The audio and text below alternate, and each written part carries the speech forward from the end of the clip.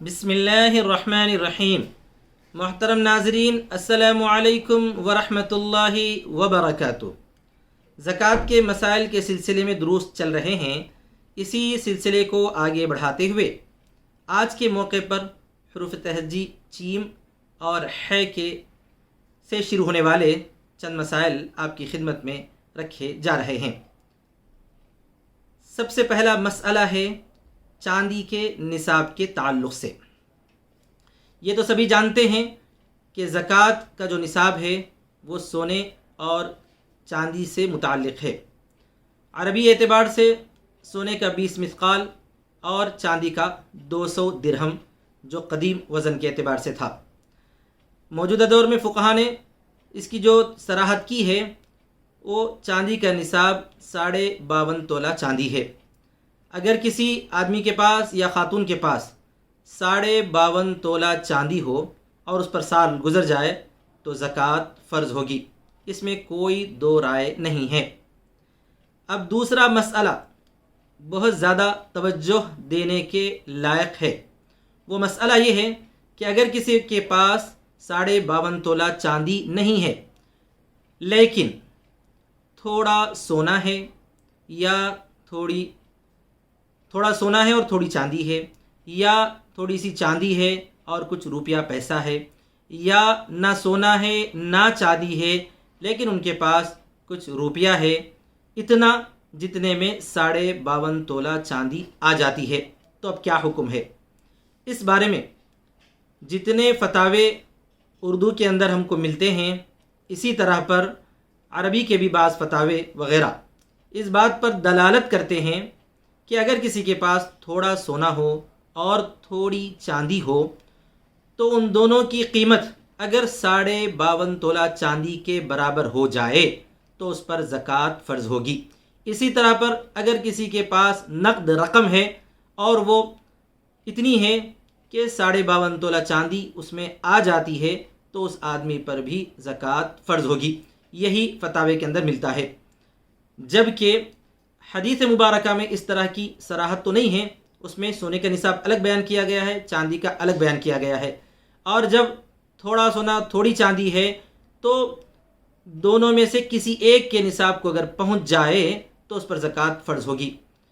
یہاں اردو کے فتاوے میں یا اسی طرح پر مختلف فقہاء اکرام نے جو چاندی کے نصاب کو معیار قرار دیا ہے، اس کی وجہ یہ بیان کی گئی ہے کہ یہ اس میں فقراء کا زیادہ نفع ہے، کیونکہ سونے کا جو نصاب ہے جو تولے کے اعتبار سے 7.5 تولہ، تو وہ بہت زیادہ ہو جاتا ہے، تقریباً سمجھ لیجئے کہ آج کے اعتبار سے 3 لاکھ سے اوپر والی بات ہے۔ لیکن چاندی کا جو نصاب ہے 52.5 تولہ چاندی، تو وہ تو 40,000 کے آس پاس آ جاتی ہے، لہذا ایسے آدمی پر زکوٰۃ فرض کرنے سے زکوٰۃ زیادہ نکلے گی اور فقراء کا نفع ہوگا۔ یہی فقہاء اکرام نے بیان فرمایا ہے۔ یہاں میں اس حقیر ناچیز رائے کو آپ کے سامنے پیش کرنا چاہتا ہوں، وہ یہ ہے کہ اس سے مجھے اختلاف ہے۔ وجہ اس کی یہ ہے کہ جب یہ بیان کیا جا رہا ہے کہ اس میں فقراء کا زیادہ نفع ہے تو 40,000 روپے کوئی اتنی بڑی رقم نہیں ہے کہ جس کی وجہ سے آدمی کو جو ہے مالدار یا غنی کہا جائے، جبکہ زکوٰۃ مالداروں سے لی جاتی ہے۔ اصل میں ہوا یہ کہ قدیم زمانے میں سونے اور چاندی دونوں کے دونوں ثمن کے طور پر رائج تھے، چلتے تھے، اور دونوں میں 1 اور 20 کا فرق ہوا کرتا تھا۔ لیکن موجودہ دور میں چاندی کی حیثیت ثمن کی باقی نہیں رہی ہے۔ اسی وجہ سے آج کل کئی ہماری خواتین اور کئی افراد ایسے نظر آتے ہیں جن کے پاس 1 تولہ یا پو تولہ سونا ہوتا ہے اور ساتھ میں 8-10 تولے چاندی، تو اب ان کو دونوں کی رقم کو جمع کر کے دیکھا جائے تو چاندی کا آ جانا بہت ہی زیادہ ممکن ہے، یقینی ہے بلکہ۔ تو اب اسی صورت میں مشکل یہ پیش آ رہی ہے چاندی کو معیار نصاب قرار دینے سے کہ زکوٰۃ ادا کرنے والے لوگ کس کو زکوٰۃ دیں، کیونکہ ایسی خواتین کو یا ایسے افراد کو مستحق سمجھ کر جن کے پاس 30-40 ہزار روپے موجود ہیں، ان کو مستحق سمجھ کر اگر کوئی زکوٰۃ دے رہا ہے جبکہ وہ خود مستحق نہیں ہیں، بلکہ جیسے ناچیز یہ رائے پیش کرتا ہے کہ ایسے موقع پر سونے ہی کو معیار نصاب قرار دیا جائے، اور اگر کسی کے پاس رقم ہو تو وہ 7.5 تولہ سونے کے برابر رقم ہے، تبھی اس پر زکوٰۃ فرض ہوگی۔ اور چاندی کو معیار نصاب قرار دینا یہاں پر زیادہ دشوار لگتا ہے، خصوصاً اس وجہ سے کہ ایسے بہت سارے افراد رہتے ہیں جن کے پاس 35-40 ہزار روپے موجود ہوں، اور اگر اسی کو مالدار مان لیا جائے اور اس پر زکوٰۃ فرض مان لی جائے تو پھر ویسے آدمی کو دینے سے بہت سارے زکوٰۃ دہندگان کی زکوٰۃ ہی ادا نہیں ہوگی۔ انفرادی ملاقاتوں میں بعض فقہا نے اور بعض مفتیان کرام نے بھی اس طرح کی رائے کا اظہار کیا ہے۔ فتاوی میں تو وہی موجود ہے کہ چاندی معیار نصاب ہے، لیکن موجودہ حالات اور ضروریات کا یہ شدید تقاضا نظر آتا ہے کہ چونکہ اب چاندی ثمن کے طور پر باقی نہیں ہے، لہٰذا اگر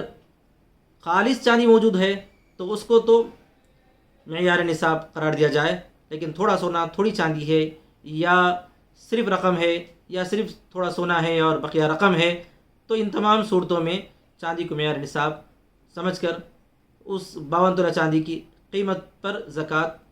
فرض نہ قرار دی جائے اور اس آدمی کو مالدار نہ سمجھا جائے۔ یہ آخر کی حقیر سی رائے ہے۔ اسی سلسلے کو آگے بڑھاتے ہوئے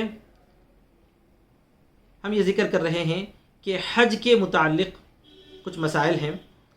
کہ جو رقم حج کے لیے جمع کر دی گئی ہے کیا اس پر زکوٰۃ فرض ہے؟ تو اس سلسلے میں تھوڑی سی تفصیل ہے۔ ایک بات تو یہ ہے کہ حج کے لیے جو رقم ہم نے حج کمیٹی میں جمع کر دی ہے، تو جتنی رقم حج کمیٹی میں رہائش کے لیے، معلم فیس کے لیے، ہوائی ٹکٹ کے لیے لی جاتی ہے، اس پوری رقم پر تو زکوٰۃ فرض نہیں ہے، کیونکہ وہ ضروری چیز میں استعمال ہونے والی رقم ہے۔ البتہ حج کمیٹی سے کچھ رقم وہ لوگ واپس حجاج کو دیتے ہیں، تو اس رقم کے حد تک زکوٰۃ فرض ہوگی۔ اگر پہلے سے وہ صاحب نصاب ہے اور اس رقم پر زکوٰۃ فرض ہوتی ہو تو یہ بھی زکوٰۃ دی جانے والی رقم میں شمار کر لی جائے گی۔ دوسری صورت یہ ہے کہ اگر جو ہے پرائیویٹ ٹور آپریٹر کے پاس کسی نے رقم جمع کر دی ہے، تو چونکہ وہ تو کچھ واپس دیتے نہیں، وہ جتنی رقم ہے وہ پوری کی پوری رہائش کے لیے، کھانے پینے کے لیے اور ضروریات سفر کے لیے استعمال ہو گئی ہے، لہذا اس پر زکوٰۃ فرض نہیں ہوگی۔ ایک شکل یہ ہے کہ اگر کسی نے حج کے لیے رقم جمع کرنی شروع کی اپنے گھر میں، 2 سال جمع کرتا رہا، 3 سال، 4 سال، 5 سال تک اس نے جو ہے رقم جمع کر کے رکھی ہے، تو ہر سال اگر وہ نصاب کے برابر رقم ہو گئی ہو تو پھر اس پر زکوٰۃ فرض ہے، جتنے بھی سال وہ رقم اس کے پاس جمع رہی ہو۔ تو یہ چند مسائل تھے جو حج کے لیے جمع کی گئی رقم کے متعلق تھے۔ اور ایک آخری مسئلہ ذکر کیا جا رہا ہے، حرام مال اگر حلال مال سے مل گیا ہو تو کیا حکم ہے؟ دیکھیے، اگر کسی کے پاس حلال آمدنی کا ذریعہ موجود ہے اور اس کے پاس حلال رقم موجود ہے، ساتھ میں کبھی کبھار کچھ حرام طور پر بھی جو ہے کچھ رقم یا کچھ روپیہ پیسہ اس کے پاس آ گیا ہے اور اس کو اس نے الگ کر کے نہیں رکھا، یہاں تک کہ وہ اس کے ساتھ شامل ہو گیا، اب اسے پتہ بھی نہیں ہے کہ اس میں حلال کون سا ہے، حرام کون سا ہے، تو پھر پوری رقم پر زکوٰۃ فرض ہوگی، کیونکہ وہ جو بھی حرام مال ہے وہ اس کی ملکیت میں فی الحال شامل ہو چکا ہے، تو اس کی تمام مملوک چیز پر زکوٰۃ فرض ہوتی ہے۔ لیکن اگر صورتحال یہ ہے کہ جو ہے اس شخص کو معلوم ہے کہ یہ حرام مال ہے اور اس کو اس نے الگ کر کے رکھا ہوا ہے، تو چونکہ وہ اس کا مالک ہے ہی نہیں اور حرام مال جس جگہ سے آیا ہے، اگر اس حرام مال کا حقیقی مالک معلوم ہو تو اس کو واپس کرنا ضروری ہے۔ اگر حقیقی مالک معلوم نہ ہو، جیسا کہ بینک کا سود ہے، تو پھر کسی بھی غریب کو بلا نیت ثواب دے دینا ہے، لہذا اس پر زکوٰۃ بھی فرض نہیں ہوگی اور اس مال کو استعمال کرنے کی اسے اجازت بھی نہیں ہے۔ یہاں تک تو ہمارے مسائل کا ذکر مکمل ہو چکا ہے۔ اس کے بعد 1-2 کمنٹس آئے تھے، اس سلسلے میں جو ہے میں اس کے جواب دینا چاہتا ہوں۔ ایک کمنٹ تو یہ آیا تھا کہ جو چٹھی ڈالی جاتی ہے امداد باہمی کی، اس چٹھی کی رقم پر زکوٰۃ کی کیا شکل ہوگی؟ تو پہلی بات تو یہ سن لیں کہ جو بھی امداد باہمی کی چٹھی ہوگی وہ اگر قرعے کی ہو تو جائز ہے، لیکن اگر وہ چٹھی ایسی ہو جو حراج کی ہوتی ہے، جس کو پارٹی کی چٹھی کہتے ہیں، وہ چٹھی میں شامل ہونا جائز نہیں ہے، اس لیے کہ وہ سراسر سود سے پر ہوتی ہے۔ قرعے کی جو چٹی اس میں شامل ہو سکتے ہیں، اس میں شامل ہونے کے بعد زکوٰۃ کی شکل یہ ہوگی کہ جتنی رقم ہم نے چٹی والوں کے پاس جمع کی ہے وہ ہماری جمع شدہ رقم ہے، وہ رقم پر زکوٰۃ فرض ہے، اور ہمارے دوسرے مال میں جس طرح زکوٰۃ فرض ہوگی اسی طرح جمع کی ہوئی اتنی رقم کو بھی اس میں شامل کر کے اس کی بھی زکوٰۃ ادا کرنی چاہیے۔ اگر ہم نے چٹی اٹھا لی ہے یا ہمارا نام آ گیا، چٹی اڑ گئی ہے اور مابقیہ اقساط ہم کو ادا کرنے ہیں، تو جتنے اقساط ہم کو باقی ادا کرنے ہیں وہ سب قرض شمار ہوں گے۔ اس چٹی کی رقم اٹھانے کے بعد ہمارے پاس محفوظ ہو تو جتنے ادا کرنے کے اقساط باقی ہیں اس کو منہا کیا جائے گا، بقیہ پوری چٹی کی جتنی رقم ہے یہ، اور ہمارے پاس بھی اگر کچھ رقم ایسی ہو جس پر زکوٰۃ فرض ہوتی ہو تو اس پورے پر زکوٰۃ فرض ہوگی۔ یہ چٹی کے بارے میں تفصیل تھی۔ اور ایک کمنٹ میں یہ ویور نے سوال کیا تھا کہ چکن کی جو دکان ہے، مرغی کی جو دکان ہے، اس میں زکوٰۃ کی کیا شکل ہوگی؟ تو یہ بھی ایک تجارت ہے، اور تجارت کے اندر جو اسٹاک ہوتا ہے، جو مال ہوتا ہے، اس پورے مال کی فروخت کی جو قیمت ہے اس اعتبار سے زکوٰۃ فرض ہوگی۔ چنانچہ جس دن زکوٰۃ کا حساب کریں گے اس دن ان کے پاس جو بھی مرغی ہوگی، جتنا چکن موجود ہوگا، اس پورے کا جو ہے حساب لگایا جائے کہ وہ فروخت کرنے پر کتنی رقم آنے کی امید ہے، اس پر زکوٰۃ فرض ہوگی۔ لیکن اس میں جو ہے